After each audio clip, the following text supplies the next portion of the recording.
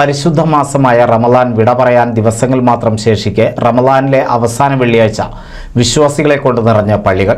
റമളാനിലെ പ്രധാന ദിവസമായ റമളാൻ 25-നാണ് ഇത്തവണ അവസാനത്തെ വെള്ളിയെത്തിയത്.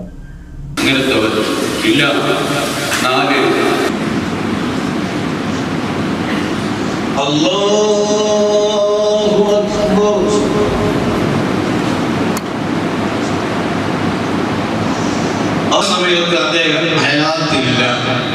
അപ്പോൾ നമ്മൾ എന്ത് ചെയ്യണം? അത് കൊടുക്കേണ്ടതുണ്ട്.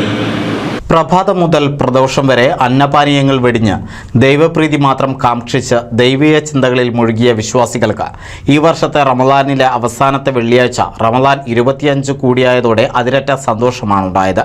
രാവിലെ മുതൽ തന്നെ പള്ളിയിലെത്തിയ വിശ്വാസികൾ ദിക്റുകൾ ചൊല്ലിയും ഖുർആൻ പാരായണം ചെയ്തും ദൈവിക സ്മരണകളിൽ മുഴുകി. കൂടാതെ റമളാനിലെ അവസാന 10-ലെത്തിയതോടെ നിരവധി പേരാണ് പള്ളികളിൽ ഏത്തിക്കാഫ് ഇരിക്കുന്നത്.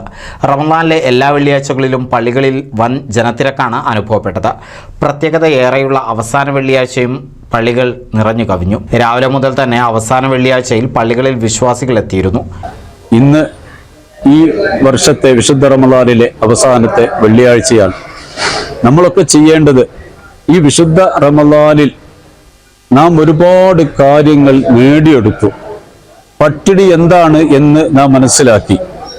നമുക്ക് മനസ്സിലായപ്പോൾ മറ്റുള്ളവരുടെ പട്ടിണിയെക്കുറിച്ചും നമുക്ക് ബോധ്യപ്പെട്ടു.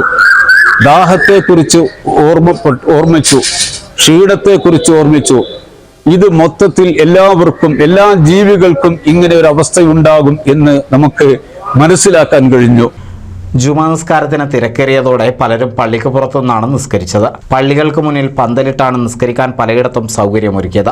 റമളാനിൽ കാത്തുസൂക്ഷിച്ച വിശുദ്ധി തുടർന്നു കൊണ്ടുപോകാൻ തയ്യാറാകണമെന്ന് ഇമാമുമാർ ഖുതുബയിൽ ഉത്ബോധിപ്പിച്ചു. റമളാനിലെ അവസാന വേളയിൽ വിശ്വാസികൾ ഏറെ നേരം പ്രാർത്ഥനകളിൽ മുഴുകി. NCV news Ponnani. പുതുമയാർന്ന ഡിസൈനുകളിൽ ഡയമണ്ട് കളക്ഷനുകൾ, വിവാഹ പാർട്ടികൾക്ക് നേടാൻ സ്പെഷ്യൽ പാക്കേജുകൾ.